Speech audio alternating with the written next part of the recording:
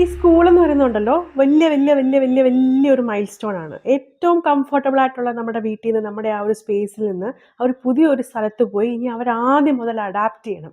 ആ അഡാപ്റ്റ് ചെയ്യുമ്പം അത് എല്ലാ പിള്ളേരും പോകുന്നതല്ലേ, നിനക്ക് മാത്രം എന്തോ ഇത്ര ബുദ്ധിമുട്ടല്ലേ പ്രശ്നമൊന്നും വിചാരിക്കരുത്. ആ അഡാപ്റ്റ് ചെയ്യാനായിട്ട് നമ്മൾ അവരുടെ കയ്യെ പിടിച്ച് അവരുടെ കൂടെ തന്നെ ഏത് സമയവും ഉണ്ടാവണം.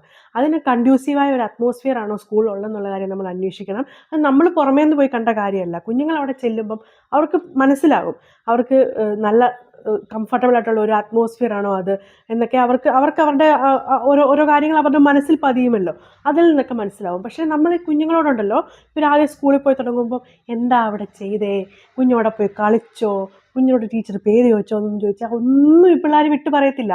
ഞാൻ വിചാരിച്ചു എൻ്റെ മോൻ എങ്ങനെ പറയാത്ത, അവൻ ശ്രദ്ധിക്കാത്തന്നൊക്കെ വിചാരിച്ചു. പക്ഷെ പിള്ളേരെല്ലാം അങ്ങനെ കേട്ടോ, ആദ്യം ഒന്നും പറയത്തില്ല. പക്ഷെ നമ്മൾ ചോദിക്കുന്ന ഒരിക്കലും നിർത്തരുത്.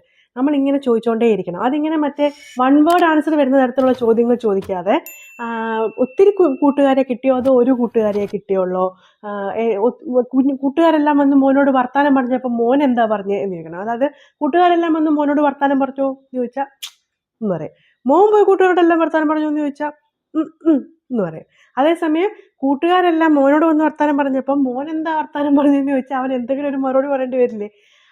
അതുപോലെ നമ്മൾ ഇങ്ങനെ ചോദിച്ച് അവർക്ക് ചിലപ്പോൾ കുറച്ച് കഴിയുമ്പോൾ എന്തിനാ ഇങ്ങനെ ചോദിക്കുന്നതെന്നൊക്കെ ചോദിക്കും. അപ്പം നമ്മൾ കുറച്ച് റെസ്റ്റ് എടുക്കണം.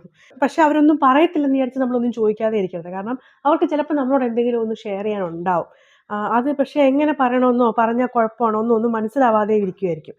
അതുകൊണ്ട് നമ്മൾ ഈ ചോദ്യങ്ങൾ ഇങ്ങനെ ചോദിച്ചുകൊണ്ടേ ഇരിക്കണം. നമുക്ക് ഉത്തരം ഒട്ടും എൻകറേജിങ് അല്ലെങ്കിലും ചോദിച്ചുകൊണ്ടേ ഇരിക്കണം. ഇവരുണ്ടല്ലോ, നമ്മൾ ഒട്ടും പ്രതീക്ഷിക്കാത്തൊരു സമയത്ത് ഒരു സന്ദർഭത്തിൽ ഈ കാര്യങ്ങളൊക്കെ നമ്മളോട് പറയും. പെട്ടെന്ന് ഇങ്ങനെ ബേസ്റ്റ് ഔട്ട് ചെയ്തവരിങ്ങനെ പറയും. അത് വിഷമമായിട്ടോ വലിയ സന്തോഷമുള്ളതൊന്നും അല്ല, ചുമ്മാ ഒരു കുഞ്ഞു കാര്യമായിരിക്കും. എങ്കിലും സ്കൂളിലെ കാര്യങ്ങൾ അവർ പറഞ്ഞു കൊടുക്കുന്നത് അങ്ങനെയാണ്. അതുകൊണ്ട് തന്നെ നമ്മൾ ചോദിക്കുന്ന ഒരിക്കലും നിർത്തരുത്.